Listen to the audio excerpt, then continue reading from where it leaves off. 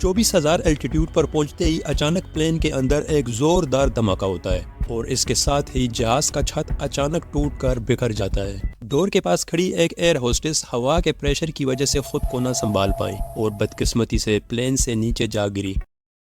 28 April 1988 دوپہر کے 1:25 Boeing Aloha airline flight 243 take off کرتا ہے ہیلو ایئرپورٹ سے۔ اس پلین کو جانا ہے ہونولولو ایئرپورٹ اور اس میں سوار ہے 90 پیسنجرز اور 5 کریو ممبرز۔ پلین میں سوار زیادہ تر لوگ ٹورسٹ ہیں جو اپنی فیملیز کے ساتھ گھومنے جا رہے ہیں۔ سب کچھ ٹھیک چل رہا تھا، اس لیے ایئر ٹریفک کنٹرول نے پلین کو 20,000 الٹیٹیوڈ سے اوپر جانے کی اجازت دی تاکہ پلین اپنی سپیڈ بڑھا سکے۔ 24,000 الٹیٹیوڈ پر پہنچتے ہی اچانک پلین کے اندر ایک زوردار دھماکہ ہوتا ہے اور اس کے ساتھ ہی جہاز کا چھت اچانک ٹوٹ کر بکھر جاتا ہے۔ یہ ایئر ایویشن کی ہسٹری میں ایک انوکھا واقعہ تھا جس نے سب کو جھنجھوڑ کر رکھ دیا۔ اوپر نیلا آسمان دیکھتے ہی پیسنجرز خوفزدہ ہو جاتے ہیں اور چلانے لگتے ہیں۔ ڈور کے پاس کھڑی ایک ایئر ہوسٹس ہوا کے پریشر کی وجہ سے خود کو نہ سنبھال پائیں اور بدقسمتی سے پلین سے نیچے جا گری۔ اس سے پہلے کہ پلین 2 حصوں میں ٹوٹ کر ڈیوائیڈ ہو، پائلٹ نے سیف لینڈنگ کے لیے ایئر ٹریفک کنٹرول سے اجازت مانگی، لیکن تیز ہوا اور شور کی وجہ سے نہ پائلٹ کچھ سن پا رہا تھا اور نہ ہی وہ جانتا تھا کہ اس کی بات ایئر ٹریفک کنٹرول تک پہنچ رہی ہے۔ ابھی چند منٹ ہی گزرے تھے کہ حالات بد سے بدتر ہوتے گئے کیونکہ اب اس پلین کے لیے لینڈ کرنا پوسیبل نہیں تھا۔ آخر کار پائلٹ نے کاکپٹ سے مے ڈے کا میسج دے دیا، جس کا مطلب ہوتا ہے پلین کسی بھی وقت کریش کر سکتا ہے۔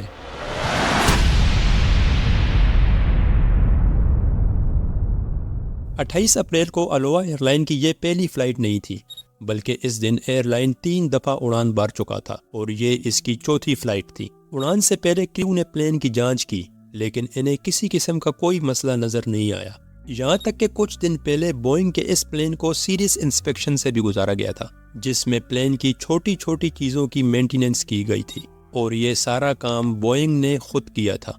اڑان سے پہلے ایک پیسنجر نے پلین میں ایک کریک دیکھا تھا، لیکن اس نے اسے اگنور کر دیا، یہ سوچ کر کہ یہ نارمل ہو سکتا ہے۔ اگر پیسنجر اس کریک کے بارے میں کریو کو بتا دیتا تو رول کے مطابق وہ لوگ اسے سیریس لیتے اور پوسیبل ہے کہ فلائٹ کینسل ہو جاتی۔ ٹیک آف کے بعد جیسے ہی جہاز 24,000 فیٹ کی اونچائی پر گیا، فرسٹ آفیسر ٹومکن نے دیکھا کہ کچھ ٹکڑے ہوا میں اڑ رہے ہیں۔ اس نے پیچھے مڑ کر دیکھا تو جہاز کا دروازہ غائب تھا اور یہی لمحہ تھا جب دھماکے سے پلین کی چھت ٹوٹ جاتی ہے اور آسمان دکھنے لگتا ہے۔ پیسنجرز اس وقت پینک کر گئے، ہر کوئی چیخ رہا تھا کیونکہ انہیں موت سامنے نظر آ رہی تھی۔ جہاں سے چھت ٹوٹی تھی یہ پلین کا فرسٹ کلاس کا حصہ تھا۔ اچھی بات یہ ہے کہ پلین میں سوار تمام پیسنجرز نے سیٹ بیلٹ لگائی ہوئی ہے، لیکن پھر بھی تمام لوگ اپنی سیٹ سے چمٹے ہوئے ہیں۔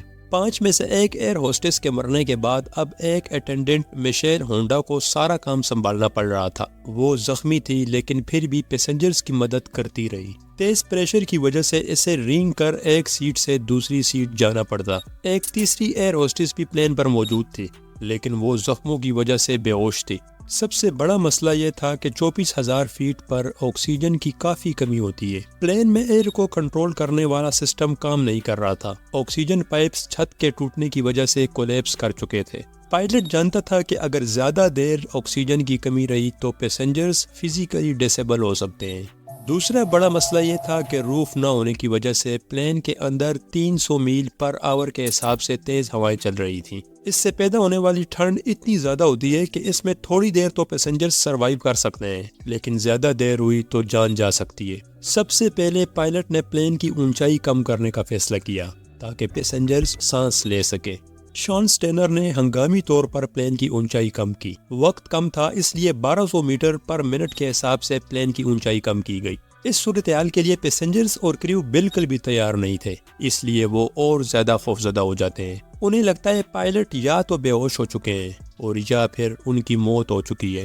اصل صورتحال کیا ہے یہ جاننے کے لیے ایئر ہوسٹس میشیل بڑی مشکل سے کاکپٹ کی طرف جانے کی کوشش کرتی ہے، لیکن وہ زیادہ آگے نہ جا سکی۔ پاس بیٹھے پیسنجر نے میشیل سے کچھ پوچھنے کی کوشش کی تو میشیل کا جواب تھا کہ ہم نہیں جانتے کہ پائلٹ زندہ ہیں یا مر چکے ہیں۔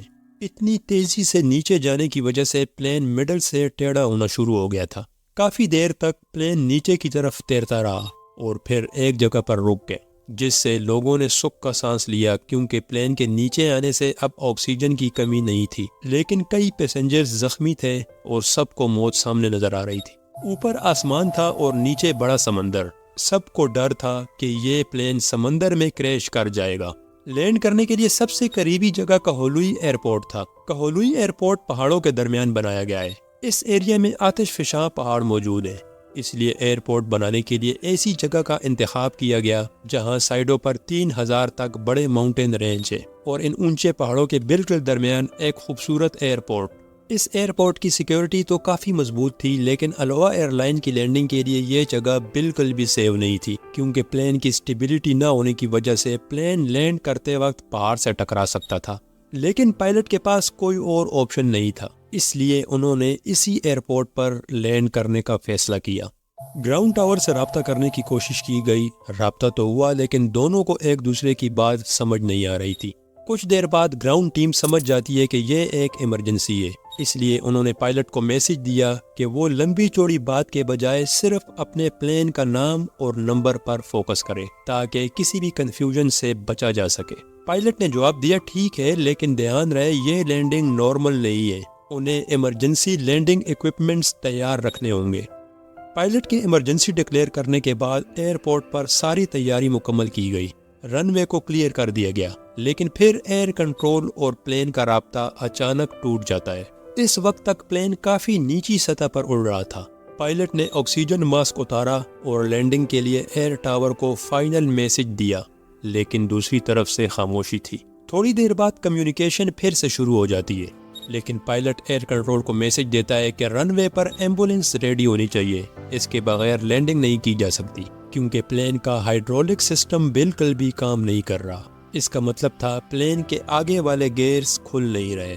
اس نئے مسئلے نے پائلٹ کو ایک اور مصیبت میں ڈال دیا کیونکہ وقت بہت کم تھا اور پلین میں بیٹھے کچھ پیسنجرز زخمی تھے اور کچھ بے ہوش۔ جو لوگ ٹھیک تھے وہ زخمیوں کی مدد کرنے کی کوشش کر رہے تھے۔ لینڈنگ گیئر کے بغیر پلین لینڈ تو کر سکتا ہے، لیکن پلین کے بالکل سامنے نوز آگے کی طرف جھک جاتی ہے، جس سے پلین کے کریش ہونے کے چانسز کافی زیادہ ہوتے ہیں۔ یہی وجہ تھی کہ پائلٹ کی طرف سے ایمبولینس کی ڈیمانڈ کی گئی تھی۔ ایئر کنٹرول ٹاور نے ایمرجنسی سامان ریڈی رکھنے کے لیے 5 منٹ کا وقت مانگا تھا، جو کہ اب پورا ہو چکا تھا۔ ساری تیاری مکمل تھی۔ اب پائلٹ نے آخری دفعہ ریڈیو میں سوال کیا کہ کیا انہیں نوک گیئر کے بغیر لینڈ کرنا چاہیے۔ یہ سوال کرنے کا مقصد ایک ہی تھا کہ گراؤنڈ پر سارے سیفٹی اقدامات موجود ہیں یا نہیں۔ ایئر ٹریفک کنٹرول نے بس اتنا ہی کہا، اوکے اب لینڈنگ کر سکتے ہیں۔ اب پلین کے لینڈ کرنے کا وقت آ چکا تھا۔ لکیلی لینڈنگ سے کچھ دیر پہلے ہی پلین کا گیئر نیچے ایئر کنٹرولر کو دکھائی دینے لگتا ہے۔ انہیں یہ دیکھ کر کافی اطمینان ہوا۔ پائلٹ کو بھی بالکل آخری منٹ میں تھوڑا حوصلہ ملا اور آخر کار پلین بغیر کسی نقصان کے لینڈ کر جاتا ہے۔ صحیح وقت پر گیئر کھلنے سے پلین ایک بڑے نقصان سے بچ جاتا ہے۔ یہ ہیں وہ لمحات جب ایئر لائن الوہا 243 کامیابی سے لینڈ کرنے میں کامیاب ہوا تھا۔ جلدی سے زخمیوں کو اتار کر انہیں فرسٹ ایڈ دیا گیا۔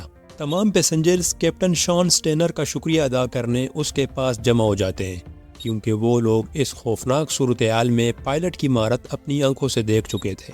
یہ خطرناک سفر پائلٹ کا امتحان تھا، لیکن اچھی ٹریننگ اور ایکسپیرینس ہونے کی وجہ سے انہوں نے مشکل وقت میں اچھے فیصلے کر کے 94 لوگوں کی جان بچا لی۔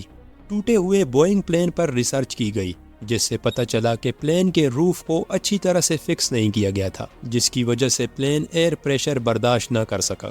یہ بھی بتایا گیا کہ ہوائی کلائمیٹ میں سالٹ اور ہیومیڈیٹی کافی زیادہ ہے، اس لیے سارے پلینز کی مینٹیننس کا خیال رکھنا ضروری ہے۔